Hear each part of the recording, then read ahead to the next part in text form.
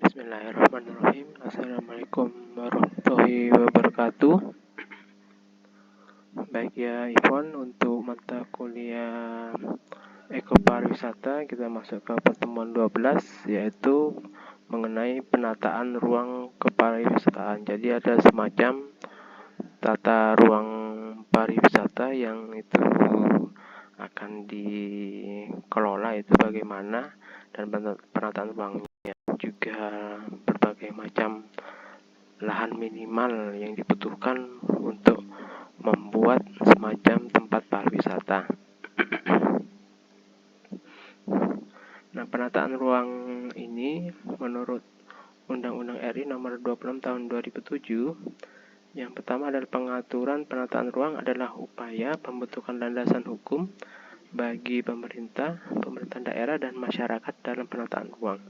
2. Pelaksanaan penataan ruang adalah upaya pencapaian tujuan penataan ruang melalui pelaksanaan perencanaan tata ruang, pemanfaatan ruang, dan pengendalian pemanfaatan ruang. Perencanaan tata ruang adalah proses untuk menentukan struktur ruang seperti apa dan pola ruang yang meliputi penyusunan dan penetapan rencana tata ruang. Pemanfaatan ruang ini adalah upaya untuk mewujudkan struktur ruang dan pola ruang sesuai dengan rencana tata ruang melalui penyusunan dan pelaksanaan program beserta pembiayaannya. Kemudian kawasan adalah wilayah yang memiliki fungsi utama lindung ataupun budidaya. Untuk kawasan pedesaan adalah wilayah yang punya kegiatan utama itu pertanian, termasuk pengelolaan sumber daya alam dengan susunan fungsi kawasan sebagai tempat permukiman pedesaan, pelayanan jasa pemerintahan, pelayanan sosial, dan kegiatan ekonomi. Jadi di sini ya ada semacam istilah kawasan. Kalau di daerah tertentu mungkin daerah Jember, Bondowoso, Situbondo itu termasuk kawasan hijau. Kawasan hijau artinya dia itu kawasan yang cocok untuk pertanian dan lainnya. Kemudian untuk kawasan industri itu tentunya untuk ini ya, mungkin perusahaan, pabrik, tempat wisata itu lebih cocok. Jadi ada kawasan-kawasan tertentu yang sekiranya padat dengan ini pembangunan pabrik ataupun lainnya, ataupun yang cocok untuk daerah pertanaman itu. Penataan ruang ini pada dasarnya merupakan sebuah pendekatan dalam pengembangan wilayah yang bertujuan untuk mendukung beberapa prinsip di atas, yaitu meningkatkan kualitas kesejahteraan masyarakat dan lingkungan hidup.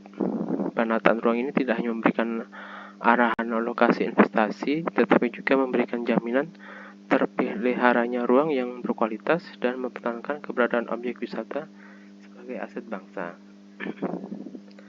Kemudian dan asas dan tujuan dari tata ruang, yang satu untuk keterpaduan, jadi terpadu ya, kawasannya itu digunakan untuk apa, misalnya kawasan industri untuk industri, kemudian kawasan hijau tentunya untuk pertanaman, kemudian ada keselarasan dan keseimbangan, juga ada keberlanjutan dari lingkungan yang dipakai, kemudian ada keberdayagunaan dan keberhasilgunaan, keterbukaan, kebersamaan dan kemitraan. Jadi ada semacam kebersamaan dengan masyarakat, dengan pemerintah daerah dan stakeholder. Kemudian ada pelindungan kepentingan hukum. Ini pelindungan kepentingan umum itu seperti apa? Ada kepastian hukum dan keadilan serta akuntabilitasnya.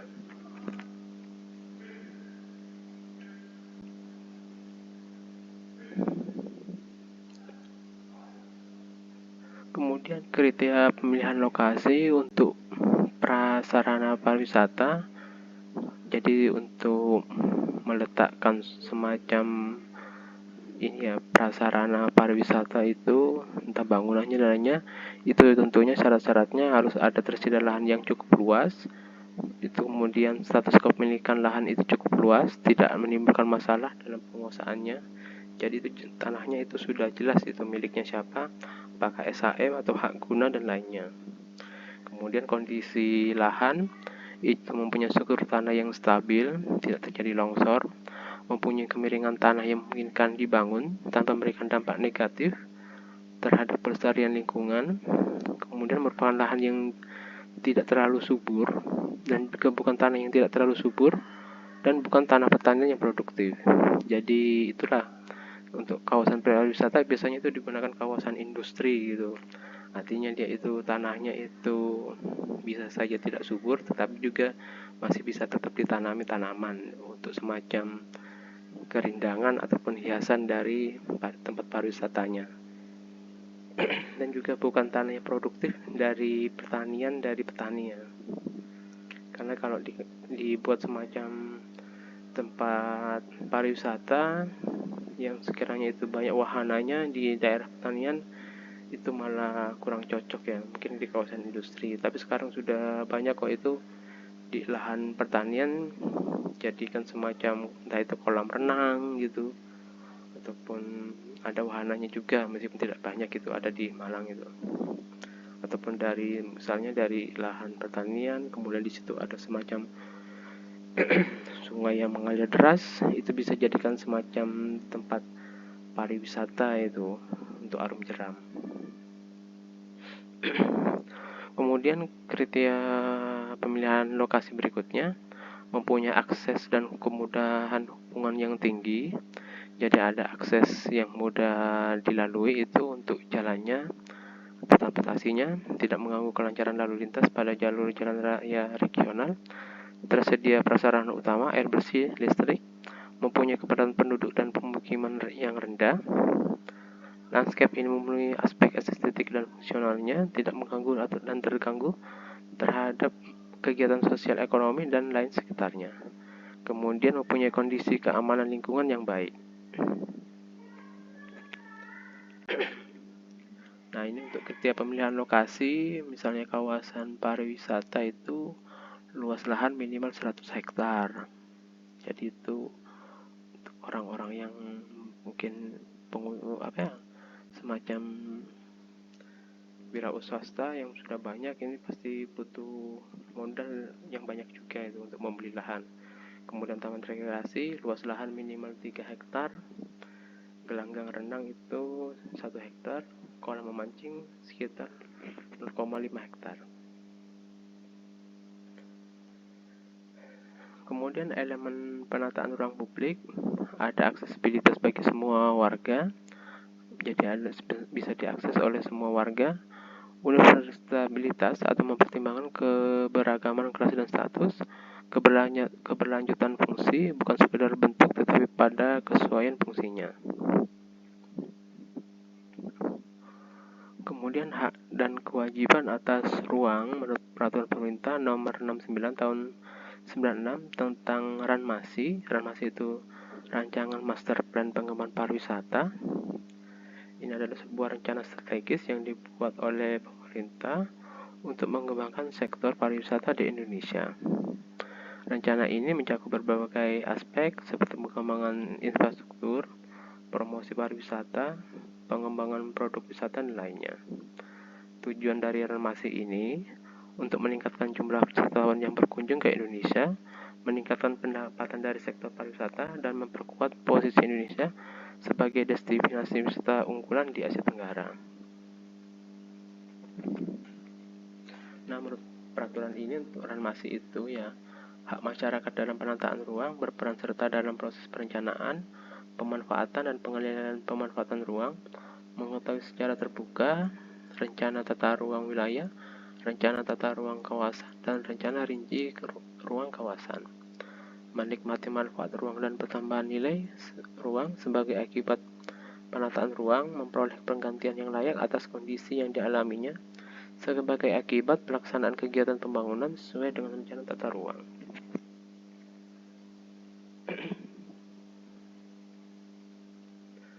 Kemudian kewajiban masyarakat dalam taruh ini berperan serta dalam memelihara kualitas ruang. Jadi kualitas umum itu dipelihara bukan dirusak. Kemudian berlaku tertib dalam keikutsertaannya dalam proses perencanaan tata ruang, penguatan ruang, dan mentaati rencana tata ruang yang telah ditetapkan. Kemudian berperan serta dalam pembangunan, pemanfaatan, dan pengolahan pengelolaan ruang publik termasuk perbaikan dan pemeliharaan prasarana olahraga. Kemudian lokasi ruang publik ini harus sesuai dengan RT/RWK. Coba saya cari dulu ya, RT/RWK itu nanti dicari ya, ini artinya apa, serta hasil studi kelayakan dan AMDAL-nya. Jadi ada studi kelayakan mengenai dampak lingkungannya, bisa terakses, kemudian secara universal bisa digunakan, dan secara fungsional digunakan untuk apa. Kemudian proses pengadaan, pemanfaatan, dan pemeliharaannya melibatkan masyarakat, investor, dan pemerintah yang menyediakan fasilitas secara terpadu. Hak dan kewajiban ini sama bagi setiap individu ataupun lembaga yang ada atas ruang publik tersebut, sesuai dengan perkembangan ataupun kemampuan ekonomi wilayah, mempertimbangkan pembangunan wilayah dan kawasan sekitarnya. Kemudian kendala pelaksanaannya, rendahnya pemahaman masyarakat untuk manfaat penataan ruang sehingga partisipasinya kurang optimal sehingga kurang terawat. Kemudian penegakan hukum itu kurang optimal terhadap pelanggaran penataan ruang, lokasi dan pembuatan ruang publik, jadi bisa saja dirusak tapi dibiarkan, terutama dalam aspek pemanfaatan dan pengendalian, jadi semacam perawatannya. Kemudian kelembagaan hingga tingkat akar rumput belum sebelumnya tertata, jadi kelembagaan secara dari pemerintah mungkin juga belum tertata. Kemudian atau ini ya, mungkin dari kelembagaan dari selain Pemda juga dari perangkat desa, mungkin kalau di situ dibangun semacam tempat pariwisata. Kemudian terbatasnya resource, terbatasnya sumber daya, dan rendahnya komitmen stakeholder untuk mengembangkan pariwisata.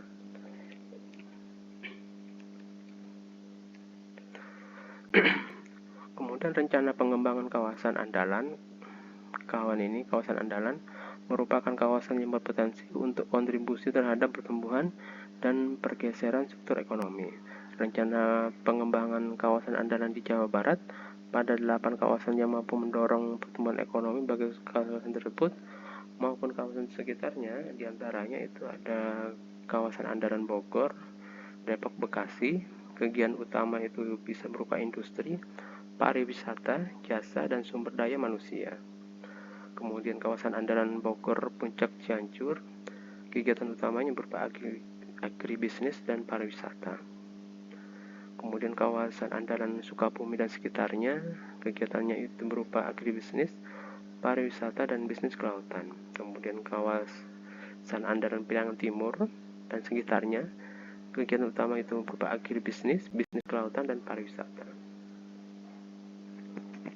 Kemudian lanjutannya kawasan andalan Cekungan Bandung, kegiatan utama ini pengembangan sumber daya manusia, jasa agribisnis, pariwisata, dan industri. Kemudian kawasan andalan Pangandaran dan sekitarnya, kegiatan utama pariwisata dan kelautan. Kawasan andalan Cirebon, Indramayu, Majalengka sampai ke Kuningan, kegiatan utama berupa agribisnis, jasa, pariwisata, industri, sumber daya manusia, dan bisnis kelautan. Dan kawasan andalan Purwakarta, Subang sampai Karawang, kegiatan utamanya industri, agribisnis, pariwisata, dan bisnis kelautan.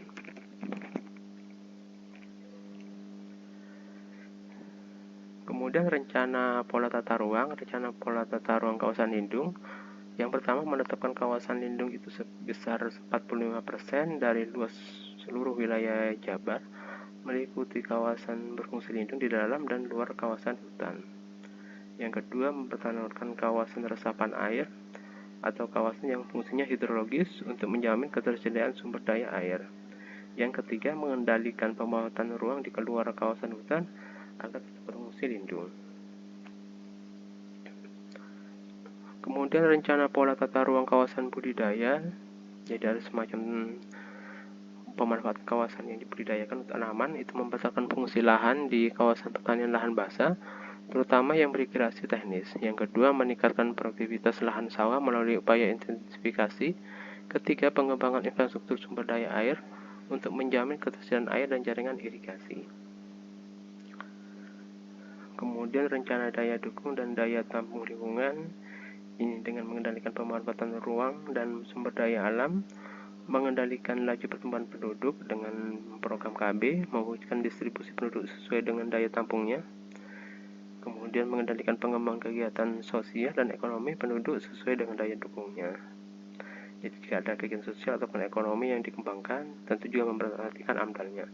Kemudian mengendalikan pemanfaatan sumber daya pesisir dan laut. Jadi semacam pemanfaatan hasil laut itu juga dikelola secara baik, tidak dieksploitasi. Nah, ini contoh aplikasi dari rencana detail tata ruang. Ada skema prosedur dan mekanisme mendapatkan perizinan pembangunan perumahan di kawasan Bandung Utara.